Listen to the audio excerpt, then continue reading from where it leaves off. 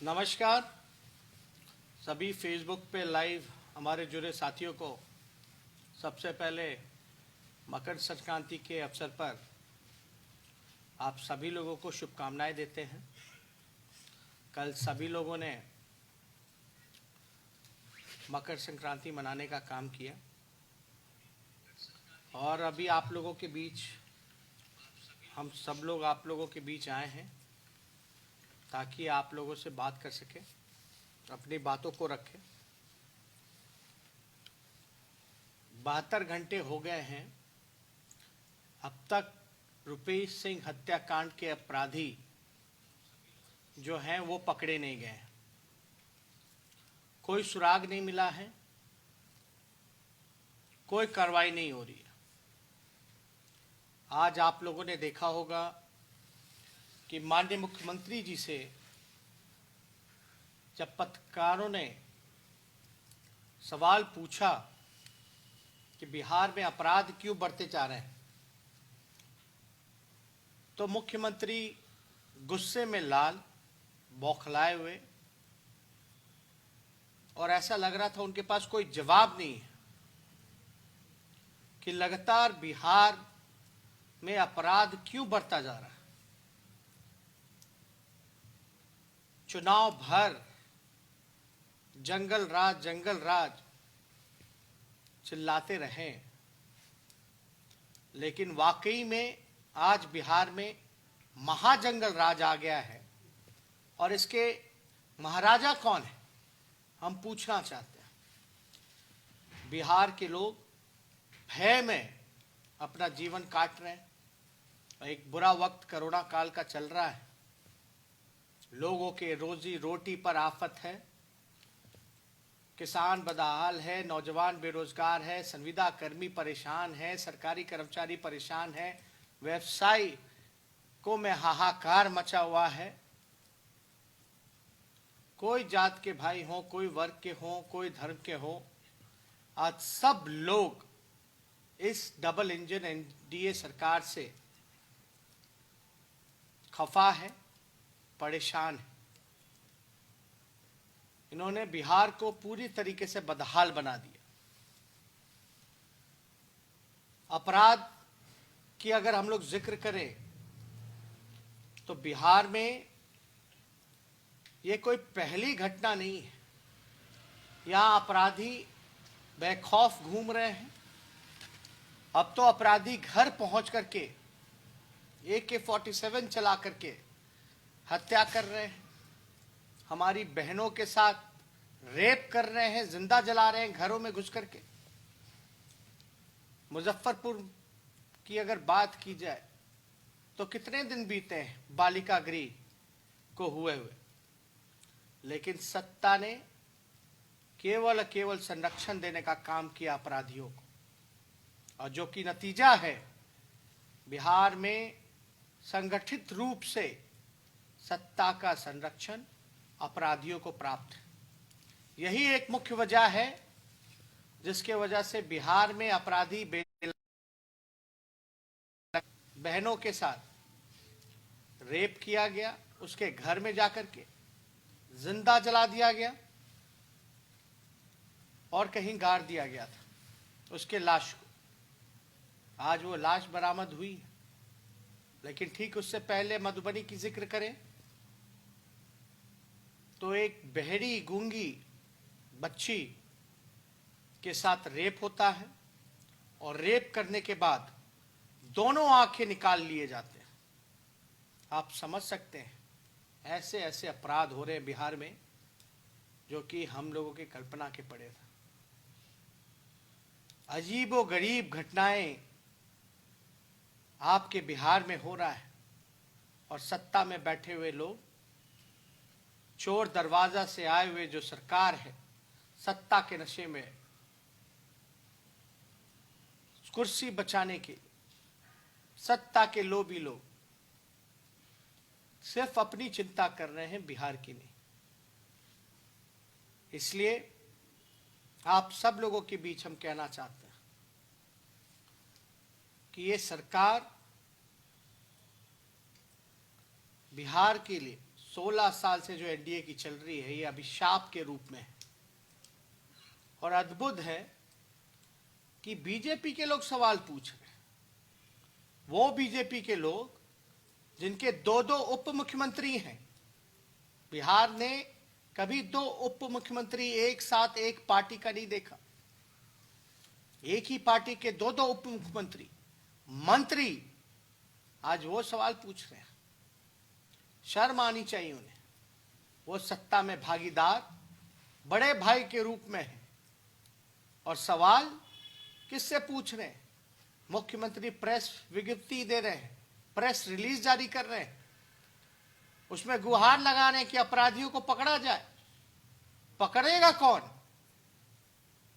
16 साल से मुख्यमंत्री आप, गृह मंत्रालय आपके पास, बीजेपी के मंत्री संतरी सारे कुछ, लेकिन अपराधी पकड़े नहीं जाते। इसलिए आप सब लोग, जो मौजूदा सरकार है, इन सब को आप लोग सच्चाई सब लोगों को उजागर करना पड़ेगा। सरकार से सवाल पूछना पड़ेगा, सरकार को बाध्य करना पड़ेगा कि वो जवाब दे, आखिर बिहार में इतनी घटनाएं क्यों हो रही।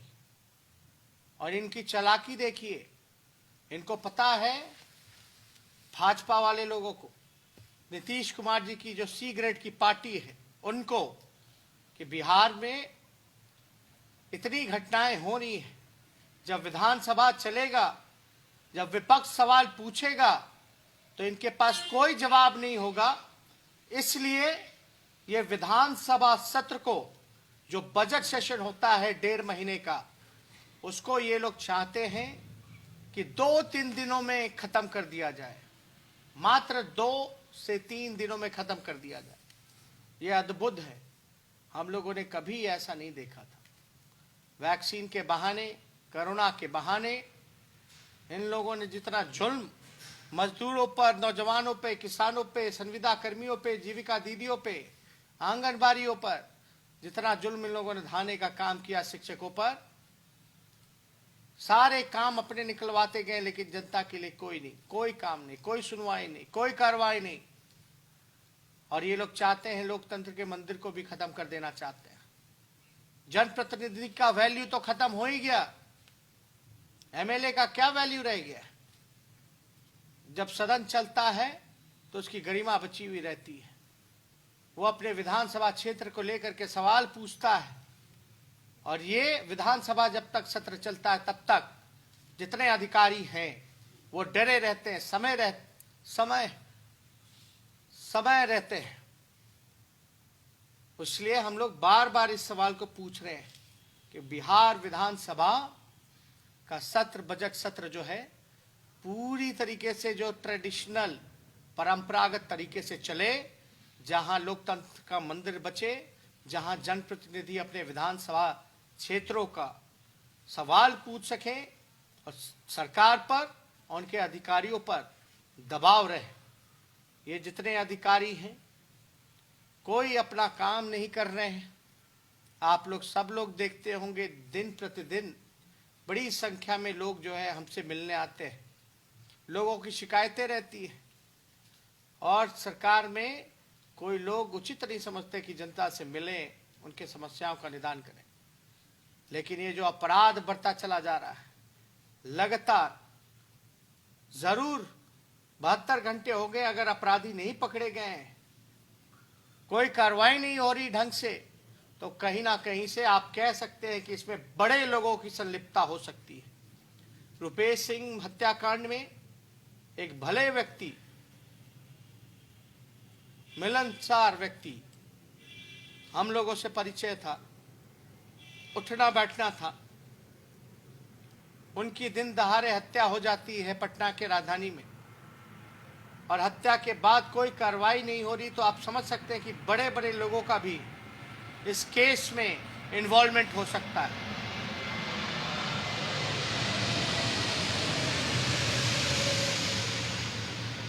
अभी कुछ लोग चर्चा कर रहे थे कि हो सकता है कि इसमें बड़े बड़े नाम आए, हो सकता है बड़े अधिकारियों के नाम आए, हो सकता है इसमें नीतीश कुमार जी के चहेते मंत्रियों का भी नाम आ सकता है इस घटना को अंजाम देने में। जो चर्चाएं चल रही हैं, हम लोग तो यही चाहते हैं कि निष्पक्ष जांच हो, जल्द से जल्द हत्यारा पकड़ा जाए।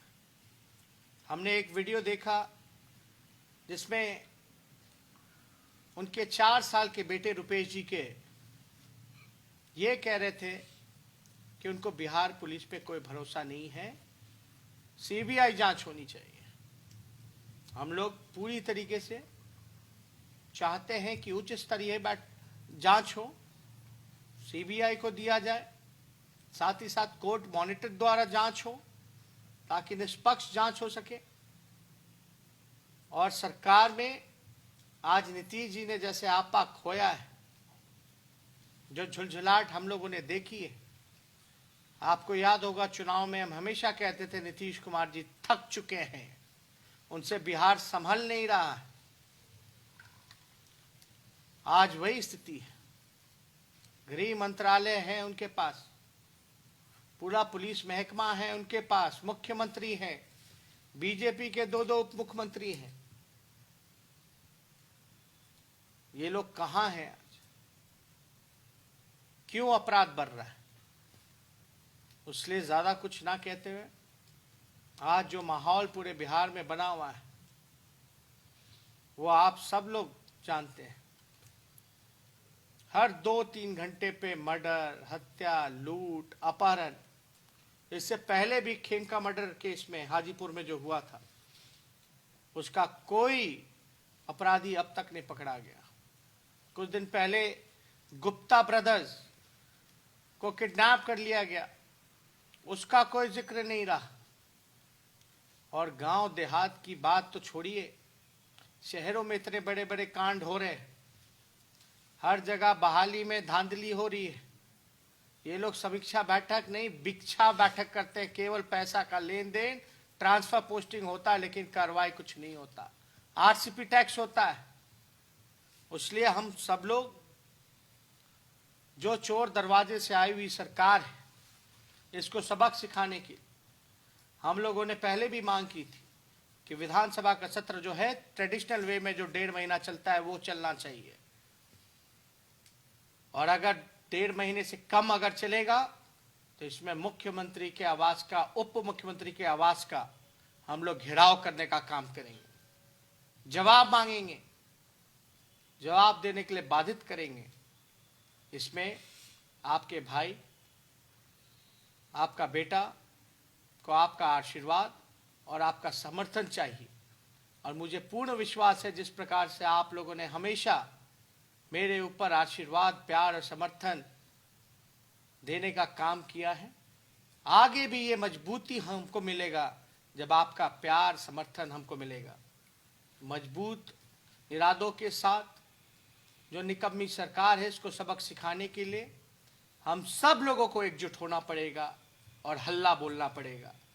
इसलिए किसानों के इशू में भी हम लोगों ने 30 तारीख को ह्यूमन चैन बनाने का काम किया है। जो काला बिल है उसके लिए भी आप लोग सब लोग तैयार रहें और उसमें भी साथ दीजिए, किसानों की आवाज़ को बुलंद कीजिए।